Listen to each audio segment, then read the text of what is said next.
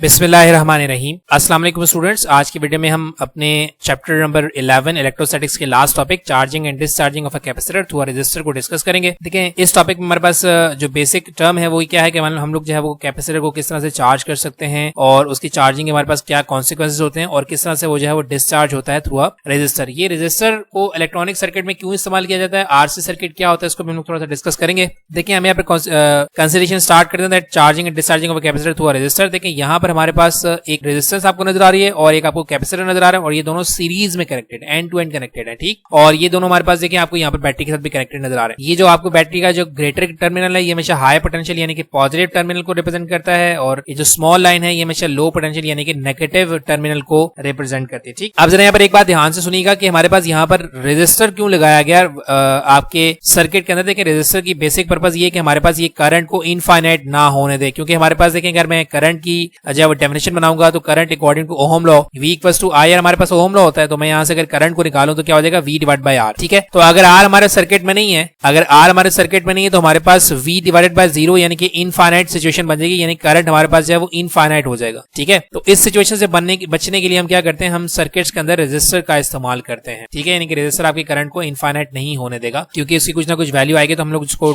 V से divide करेंगे तो हमारे पास करंट की कोई फाइनाइट वैल्यू आएगी। तो हम यहाँ पर अपनी कंसीडरेशन ले रहे हैं, consider a circuit having a capacitor and a resistor which are join in series the battery to voltage through a key. यहाँ पर हमारे पास एक रेजिस्टर है, एक हमारे पास कैपेसिटर है और इसको हम लोगों ने जो है वो बैटरी से कनेक्ट किया हुआ है। बैटरी को हम लोग EMF जो है वो कहते हैं। EMF का मतलब ये है कि ये एक्सटर्नल एनर्जी प्रोवाइड कर रहा होता है जो कि आपके सर्किट के अंदर पोटेंशियल डिफरेंस क्रिएट करवाता है, ठीक। तो यहाँ पर हमारे पास एक और वर्ड इस्तेमाल हुआ है की, जो कि की आपको यहाँ पर नजर नहीं आ रही। की हमारे पास ऐसा स्विच होता है। देखिए, घर में आपके पास जो है वो लाइट का स्विच होता है, आप ऑफ करते हैं तो लाइट ऑफ हो जाती है और आप जो है वो बटन को ऑन करते हैं तो लाइट आपके पास ऑन हो जाती है। तो ये की हमारे पास एज अ स्विच वर्किंग कर रहा है, ठीक। ये हो गई हमारे पास general information about the circuit. फिर हम लोग चलते हैं आगे, और इसको आरसी सर्किट इसलिए कहा जाता है क्योंकि इसके अंदर हमारे पास रेजिस्टर और कैपेसिटर दोनों मौजूद होते हैं, ठीक। फिर हम यहाँ पर कह रहे हैं कि when the key K is open the capacitor has no charge, यानी कि जब आपने स्विच को ओपन किया हुआ है, लेट करें कि मैं यहाँ से वायर को डिस्कनेक्ट कर दूं तो स्विच हमारे पास क्या सर्किट क्या हो जाएगा, ओपन हो जाएगा। तो जब सर्किट आपके पास ओपन हो जाएगा तो आपका करंट फ्लो नहीं करेगा, पोटेंशियल डिफरेंस क्रिएट नहीं होगा। पोटेंशियल डिफरेंस क्रिएट नहीं होगा तो आपके पास चार्ज क्या रहेगा, जीरो रहेगा, ठीक। These are the initial condition of the circuit, यानी कि इसको हम लोग जो है वो इनिशियल कंडीशंस जो है वो सपोज कर रहे हैं। व्हेन t इक्वल्स टू 0 यानी कि t इक्वल्स टू 0 में हमारे पास करंट भी क्या हो जाएगा, 0, एंड Q भी 0 हो जाएगा क्योंकि आपने सर्किट को ओपन किया हुआ है, ठीक। फिर उसके बाद हम लोग क्या करें, when the key is pressed, यानी कि आपने जो है वो सर्किट को कनेक्ट कर दिया। जब सर्किट को कनेक्ट किया, करंट गुजरना स्टार्ट हुआ, यानी कि पोटेंशियल डिफरेंस क्रिएट होना स्टार्ट हो जाएगा। तो हम यहाँ पर कह रहे हैं कि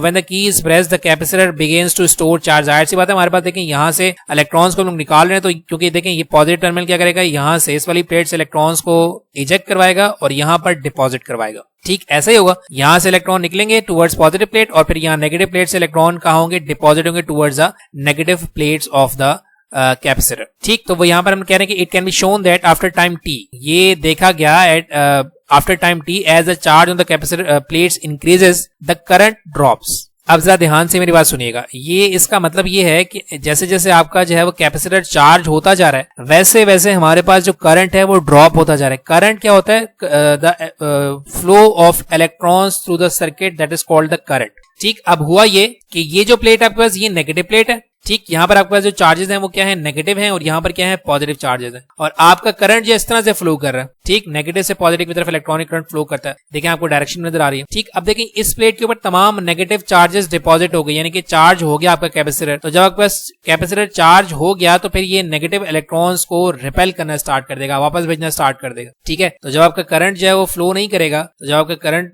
फ्लो नहीं करेगा तो हम लोग यहाँ पर इसको रिप्रेजेंट करेंगे दैट करंट हमारे पास क्या हो जाएगा। देखिए, पहले फुली चार्ज नहीं है, जब कैपेसिटर ज्यादा चार्ज होना स्टार्ट हो जाएगा तो ये आपके जो इलेक्ट्रॉन उनको रिपेल करना स्टार्ट कर देगा, यानी कि फ्लो ऑफ इलेक्ट्रॉन्स को रोकना स्टार्ट करेगा, तो आपका करंट जो है वो ड्रॉप होना शुरू हो जाएगा। और जब आपका कैपेसिटर फुली चार्ज हो जाएगा तो ये पूरे करंट को रोक देगा, यानी कि हमारे पास करंट क्या हो जाएगा, 0 हो जाएगा। देखिए, अब यहाँ पर हम यहाँ क्या कह रहे हैं, it can be shown that after time t as a charge on the capacitor increases the current drops, क्योंकि आपके जो कैपेसिटर की जो प्लेट्स हैं वो चार्ज हो चुकी हैं, अब इसने इलेक्ट्रॉन्स के फ्लो को रोकना स्टार्ट कर दिया, सो दैट्स व्हाई आपका जो करंट ड्रॉप होना शुरू हो गया when the capacitor is fully charged. जब आपका कैपेसिटर पूरी तरीके से चार्ज हो गया तो आपको पता है कि चार्ज कितना हो जाएगा, Q equals to CV and at time और ये चार्ज होने में कितना टाइम लगा है इसका हमें नहीं पता, तो हम कह रहे हैं कि ये इन्फिनिटी टाइम इसने जो है वो कंज्यूम किया है, लेकिन हमारे पास फुली चार्ज होने के बाद करंट क्या हो गया, जीरो, क्योंकि प्लेट्स ने इलेक्ट्रॉन के फ्लो को रिपेल करना स्टार्ट कर दिया। अभी मैं आपको एक्सप्लेन कर चुका हूं। अब यहां पर मैं आपको एक डायग्राम दिखा रहा हूं कि पहले आपके पास इलेक्ट्रॉन्स बहुत तेज से फ्लो करेंगे। ये देखें, ये अभी जो है ये लास्ट वाली दिखा रहा है। इसको जब ये शुरू से स्टार्ट होगा तो हम लोग यहां से देखेंगे इसको। देखें, अभी देखें इलेक्ट्रॉन बहुत तेज से फ्लो कर रहा है क्योंकि अभी आपके पास जो है वो चार्जिंग बहुत कम है। ठीक है, अभी हमारे पास इलेक्ट्रॉन्स है वो देखें ये भी तेज फ्लो कर रहा है। ठीक है, लेकिन अब देखें अब हमारे पास यहाँ पर नेगेटिव चार्ज ज्यादा हो गया ना, तो अब हमारे पास इलेक्ट्रॉन का जो फ्लो मूवमेंट है वो स्लो हो जाएगा। क्योंकि देखें जब हमारे पास rate of flow of electrons का रेट स्लो हो जाएगा तो फिर इसका मतलब ये कि हमारे पास करंट भी क्या हो जाएगा, ड्रॉप हो जाएगा। और आहिस्ता आहिस्ता फिर हमारे पास बिल्कुल इलेक्ट्रॉन्स जो है वो क्या हो जाएंगे, रुक जाएंगे। तो उसको उस टाइम हमारे पास करंट क्या हो जाएगा, जीरो। लेकिन ऐसा कब होगा, जब आपके पास जो है वो कैपेसिटर फुली चार्ज हो जाएगा। ठीक, देखिए आपको यहाँ पर दिखाया जा रहा है कि जैसे जैसे वहां से इलेक्ट्रॉन पॉजिटिव प्लेट से निकल के नेगेटिव प्लेट पर आ रहे हैं वैसे वैसे आपका जो है वो चार्ज, देखें ये क्यू का मतलब है कि यहाँ पर चार्ज आ रहा है और टाइम हमारे पास जो है वो कंज्यूम हो रहा है। ठीक, अब हम लोग चलते हैं आगे। अब हमारे पास एक और नई चीज सामने आएगी। The growth of charge on capacitor is shown by the graph. ये देखें आपको ये जो ग्राफ नजर आ रहा है ये आपको ये दिखा रहा है कि आपका चार्ज जो है वो टाइम के गुजरने के साथ साथ इंक्रीज कर रहा है। यानी कि इलेक्ट्रॉन फ्लो करेगा तो जैसे जैसे इलेक्ट्रॉन फ्लो करेगा यानी कि जो है वो हमारे पास चार्जेस जनरेट होंगे, वैसे वैसे हमारे पास जो है वो चार्जिंग बढ़ना शुरू हो जाएगी। ठीक, अब देखें ये आपको ये ग्राफ यहाँ पर ये दिखा रहा है कि आपके पास जो टाइम चार्जिंग ऑफ कैपेसिटर है, ठीक है, और ये जो चार्ज है ये आपको ग्रोथ दिखा रहा है। ये वाला ग्राफ आपको कि आपका जो है वो कैपेसिटर एकदम से चार्ज नहीं हो जाएगा बल्कि ये टाइम कंज्यूमिंग हमारे पास जो है वो प्रोसेस है। अब ये प्रोसेस किन चीजों के ऊपर डिपेंड करता है वो देखिएगा जरा ध्यान से। देखें हम यहाँ पर कह रहे हैं the graph shows that the charge reach its maximum value sooner when the time constant is small. देखें टाइम कांस्टेंट होता है आर एंड सी का प्रोडक्ट हमारे पास टाइम कांस्टेंट कहलाता है। ये टाइम कांस्टेंट क्यों कहलाता है उसको आगे जाके देखेंगे भी।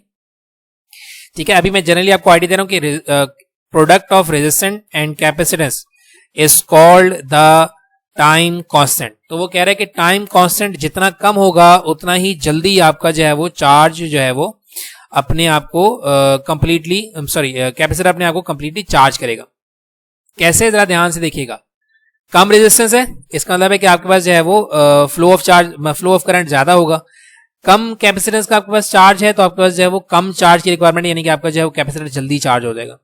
ठीक, तो जितनी कम वैल्यू आपकी आरसी यानी कि टाइम कांस्टेंट की होगी उतना ही जल्दी आपका कैपेसिटर जो है वो स्टोर हो जाएगा। देखिए यहाँ पर यही कह रहा है the graph shows that the charge reach its maximum value sooner when the time constant is small. फिर उसके बाद हम कह रहे हैं कि as a capacitor charge up, जैसे जैसे आपका कैपेसिटर जो है वो चार्ज होना शुरू हो जाएगा the potential difference across its plate begin to increase with actual time taken for the charge on the capacitor to reach 63% of its maximum possible value fully charge voltage. देखिए यहां पर ये कह रहा है कि आपका जो टाइम कांस्टेंट है, ठीक है, फर्स्ट टाइम कांस्टेंट यानी कि 63% आपका कैपेसिटर चार्ज होने की जो टाइम लगाता है that is called the time constant. ठीक है, वो कह रहा है कि जो 63% आपका जो चार्ज कैपेसिटर जो चार्ज होता है इतने में ये जो आप टाइम कंज्यूम करते हैं that is called the time constant.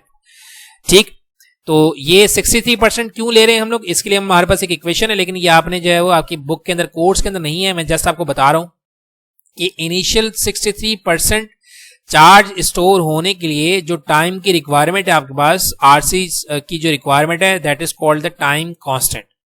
ठीक है, अब आरसी की वैल्यू ज्यादा होगी तो फिर आपके पास जो है वो ज्यादा टाइम लगाएगा कैपेसिटर चार्ज होने में, आरसी की वैल्यू कम होगी तो कम टाइम लगाएगा चार्ज होने में। ठीक है, अब ये 63% क्यों आता है ये आपके मैं दोबारा बता रहा हूँ कि ये आपके कोर्स में नहीं है, लेकिन मैं आपको बता दूंगा कि ये किस तरह से आएगा।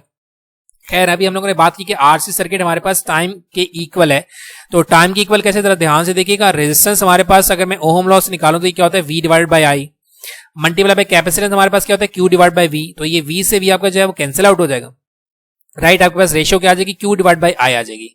उसके बाद हमें पता है कि हमारे पास करंट जो है, करंट होता है किसका, प्रोडक्ट आई, यानी चार्ज, इलेक्ट्रिकल चार्ज हमारे पास जो है वो प्रोडक्ट होता है किसका, करंट इंटू टाइम का, आई इंटू टी का। ठीक है, और डिवाइड में भी क्या है, आई, तो आई से आपके पास आई कैंसिल आउट हो जाएगा और क्या रह जाएगा, टाइम रह जाएगा। यानी कि आपके पास आर सी जो है, आर और सी का जो प्रोडक्ट है वो किसके इक्वल है, टाइम के इक्वल है। ठीक, अब हम यहाँ पर टाइम कांस्टेंट की बात करें, देखें हम लोग यहाँ पर कह रहे हैं कि हाउ फास्ट और slow the capacitor is charging depends upon the product of resistance and the capacitance use in the circuit. इसके बारे में ऑलरेडी बात कर चुका हूं कि हाई वैल्यू होगी तो हमारे पास कैपेसिटर चार्ज होने में ज्यादा टाइम लगाएगा, लो वैल्यू होगी तो कैपेसिटर चार्ज होने में कम टाइम लगाएगा। As a unit of this product RC is that of time, ये जो आरसी हमारे पास है ये हमारे पास टाइम के equal, so this product is called the time constant. तो इसीलिए इस आरसी सर्किट को हम लोग कहते हैं टाइम कांस्टेंट, क्योंकि इस प्रोडक्ट का जो यूनिट बनता है हमारे पास वो टाइम वाला यूनिट है। दैट्स व्हाई हम कहते हैं कि आरसी हमारे पास क्या है, टाइम है। ठीक है, तो इसको, इस जो प्रोडक्ट हमारे पास है इसको हम लोग कह रहे हैं टाइम कांस्टेंट। ठीक, time constant is defined as, time constant क्या है, अभी मैंने आपको बताया कि 63% कैपेसिटर चार्ज होने में जितना टाइम लगाएगा that is called the time constant. देखिए हम यहां पर ये कह रहे हैं the time required by the capacitor to deposit 63.2% times the maximum charge, यानी कि मैक्सिमम चार्ज का 63% चार्ज करने के लिए आपका कैपेसिटर जितना टाइम लगाएगा that is called the time constant. ठीक, अब ये 63% क्यों आ रहा है, कैसे आ रहा है? देखिए maximum charge on the capacitor हमारे पास हमें पता है कि Q इक्वल टू CV के इक्वल होता है, यानी कि EMF of the battery times capacitor, ये तो फॉर्मूला में पता है। लेकिन equation of charge storing on a capacitor, हम लोग जो है वो कैपेसिटर के ऊपर चार्ज स्टोर, ये जो 63% इसकी बात क्यों कर रहे हैं? देखें वैसे बेसिकली आपकी बुक में नहीं, लेकिन मैं आपको बता रहा हूं कि चार्ज स्टोरेज के लिए इक्वेशन हमारे पास क्या होती है, Q equal to Q0 1 - e to the power -c divide by RC। ये आपके पास एक ड्राइव्ड इक्वेशन है। ठीक है, ये आपके फिलहाल कोर्स में नहीं है, ना ही आपने ही करनी है, जस्ट मैं आपको बता रहा हूं कि 63% की हम लोग जो है वो क्यों यहां पर डिस्कशन कर रहे हैं। ठीक, उसके बाद देखें ये RC जो है, ये RC का जो प्रोडक्ट है ये हमारे पास टाइम की इक्वल है, तो ये हमारे पास टाइम टू टाइम की डिवीजन हो जाएगी। तो हमारे पास क्या रह जाएगा, Q equal to Q0 1 - e to the power -1। ये e की पावर, देखें आपकी कैलकुलेटर के अंदर हमारे पास होता है ln का बटन। ठीक है, आप शिफ्ट टाइम्स ln करेंगे तो आपके पास एक्सपोनेंट बन जाएगी, और एक्सपोनेंट पावर आपके पास कितनी है, -1।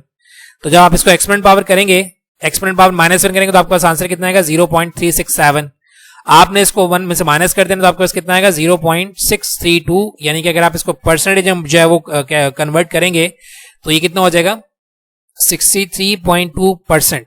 यानी कि अगर आपके पास RC जो है वो टाइम कांस्टेंट है, अगर आपके पास RC जो है वो टाइम कांस्टेंट है तो ये कितना टाइम मतलब कितना परसेंट चार्ज करेगा, 63.2% जो है वो टोटल कैपेसिटेंस की हमारे पास जो है वो कैपेसिटेंस होगी, तो हमारे पास जो है वो जो टाइम लगाएगा that is called the time constant. ठीक है, दोबारा से मैं इसको थोड़ा सा एक्सप्लेन कर देता हूँ। डायग्राम जो आपने ग्राफ आपकी बुक में गिवन किया हुआ है कि 63% चार्जिंग के लिए, टोटल चार्जिंग से 63% चार्जिंग के लिए आपका कैपेसिटर जितना टाइम लगाएगा that is called the time constant. ठीक, जो हम लोगों ने निकाल चुके हैं यहाँ पर। ठीक, अब इसके बाद हम लोग चलते हैं डिसचार्जिंग ऑफ कैपेसिटर के ऊपर। ठीक है, सॉरी टाइम कांस्टेंट हम लोग कर चुके हैं, टाइम कांस्टेंट हम लोग कर चुके हैं। यहां पर ये आपको मैं ग्राफ दिखा रहा हूं एक, आप जरा ध्यान से देखिएगा। हमने कहा कि हमारे पास RC की वैल्यू जितनी ज्यादा होगी उतना ही वो चार्ज होने में टाइम लगाएगा, 63% चार्ज होने में टाइम लगाएगा। आप जरा ब्लू वाली लाइन को देखिएगा, ब्लू वाली लाइन की RC वैल्यू कितनी है, 0.05, यानी कि इसका टाइम कितना है, 0.05 सेकंड। टाइम कांस्टेंट कितना है, 0.05 सेकंड। आप देखें 0.05 सेकंड में इसका 63% हो गया, यानी कि अप्रोक्सीमेटली 60% हो गया चार्ज। ठीक है, अब इसी तरीके से हमारे पास RC जो सेकंड वाला जो हमारे पास सर्किट आपको दिखा रहा है रेड कलर का, वहां हमारे पास RC कितना है, 0.1, यानी कि यहां RC की वैल्यू ज्यादा है। तो देखें यहां पर हमारे पास पे टाइम भी ज्यादा लग रहा है। ठीक है, इसने कितना टाइम लगाया था, 0.05 सेकंड लगाए थे 60% के लिए, इसने कितना टाइम लगाया, 0.1 सेकंड लगाया 60% के लिए। और अगर हम लोग आगे चलेंगे ब्लैक वाले को देखेंगे तो ब्लैक वाले की हमारे पास RC की वैल्यू और ज्यादा 0.2, तो ये और ज्यादा टाइम लगा रहा है 60% चार्जिंग के लिए, यानी कि 0.2 सेकंड का जो है वो टाइम। यानी कि कहने का मतलब ये है कि जितनी RC की वैल्यू आपकी ज्यादा होगी उतना ही आपका टाइम कांस्टेंट भी बढ़ जाएगा और आपकी कैपेसिटेंस जो है वो चार्जिंग जो है वो उतना ज्यादा जो है वो टाइम लगाएगी। ठीक, अच्छा उसके बाद हम लोग चलते हैं आगे, डिस्चार्जिंग ऑफ अ कैपेसिटर की बात करते हैं। That figure shows the discharging of a capacitor, यानी कि आपको यहाँ पर जो है वो डिस्चार्जिंग दिखाया जा रहा है कि आपने जो है वो उसको एक्सटर्नल सर्किट के अंदर लगा दिया। ठीक है, तो हम यहाँ पर करेंगे the graph shows that the discharging begins at T equals to 0 and Q equals to Q and decreases gradually to 0, यानी कि आपकी कैपेसिटर से जो है वो चार्जेस फ्लो करना स्टार्ट करने के, देखिए हमारे पास यहाँ पर कोई भी लेट करेंगे कोई बल्ब लगा हुआ है, तो देखिए यहाँ से इलेक्ट्रॉन्स फ्लो कर रहे हैं। ठीक है, यहाँ से इलेक्ट्रॉन्स फ्लो करके बल्ब के अंदर जाएंगे, बल्ब को लाइट अप करेंगे, फिर यहाँ से इलेक्ट्रॉन यहाँ पहुंच जाएंगे। इस तरह से हमारे पास इलेक्ट्रॉन्स जो है वो फ्लो करते जा रहे हैं, यानी कि जो चार्ज आपने स्टोर किया हुआ था वो चार्ज जो है वो आहिस्ता आहिस्ता डिसिपेट हो रहा है, ग्रेजुअली डिक्रीज हो रहा है और फिर होते होते होते क्या हो जाएगा, लास्ट में 0 हो जाएगा। ठीक, तो हम यहाँ पर कह रहे हैं कि time constant is also the time during which the charge on capacitor falls from its maximum value to 36.8%। देखें पहले हमने क्या कहा था कि हमारे पास चार्जिंग के लिए टाइम कांस्टेंट क्या है कि 0 से 63% चार्जिंग के लिए जो टाइम लगेगा that is called the time constant. यहां पर क्या है कि मैक्सिमम से 36% तक जो डिस्चार्जिंग हमारे पास टाइम लगाएगा, that is called the time constant for discharging of a capacitor. तो देखिए हम यहां पर भी वही बात करें, the smaller the value of time constant RC leads to a more rapid discharge. जितनी कम आपकी आरसी की वैल्यू होगी उतना तेज से आपका जो है वो चार्ज जो है कैपेसिटर जो है वो डिस्चार्ज हो जाएगा।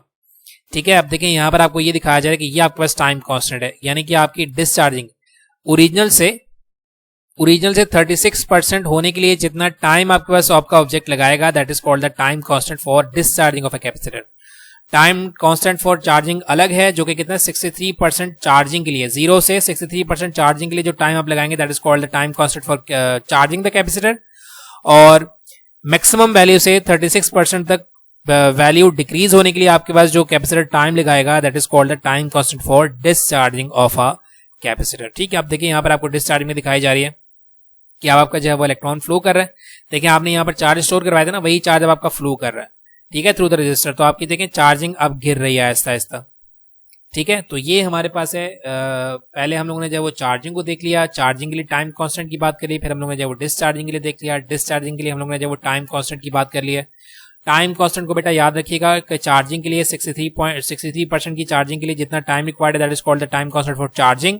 और मैक्सिमम वैल्यू से 36% होने के लिए जो टाइम रिक्वायर है, यानी कि डिक्रीज करने के लिए आपको जो टाइम रिक्वायर्ड है, that is called the time constant for discharging of a capacitor.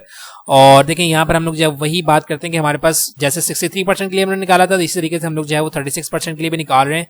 अब देखिए इसके लिए हमारे पास इक्वेशन क्या होती है, Q not minus E times minus E divide by, अच्छा ये माइनस नहीं है, ये माइनस नहीं है, ये गलती से आ गया, यहाँ पर भी हमारे पास 1 माइनस नहीं है, ये हमारे पास ये इक्वेशन है basically, Q equals to Q not e to the power minus t divide by R C. ठीक है, ये 1 माइनस नहीं होगा, यहाँ पर भी माइनस नहीं है और यहाँ पर भी 1 माइनस नहीं है। ठीक, अब देखें आरसी हमारे पास टी के इक्वल है, तो ये टी डिवाइड बाय टी हो जाएगा, ई टू द पावर -1 हो जाएगा, ई टू द पावर -1 कितना हो जाएगा 0.367, या फिर आप इसको मल्टीप्लाई करवा दें 100 के साथ, कितना हो जाएगा 36.7%। तो 36.7% तक चार्जिंग के ग्रेजुअली डिक्रीज होने तक जो टाइम लगेगा, that is called the time constant for discharging of a capacitor. ठीक, और फिर लास्ट हमारे पास uses of charging and discharging of capacitor है। ये यूजेस हमारे पास सीडीआई कार्स, सीडीआई बाइक्स वगैरह जो होती हैं, उनके अंदर हमारे पास जो है वो कैपेसिटर से स्पार्क प्रोड्यूस कर रहे थे हम लोग। देखिए आपने फर्स्ट ईयर के अंदर अच्छा आपका खास कोर्स रिड्यूस था, जिसमें हम लोग जो है वो कार्बोरेटर की जो है वो इस स्ट्रक्चर को पढ़ते थे कि हम लोग जो है वो कार्बोरेटर के अंदर आपके जो पेट्रोल है उसको बर्न करते हैं। ठीक है, पेट्रोल बर्न करते हैं तो फिर हमारे पास जो है वो पिस्टन मूव करते हैं और उससे हमारे पास जो है वो कार चलती है। तो यहाँ हम लोग जो है देखें इसी सीडीआई की बात कर रहे हैं।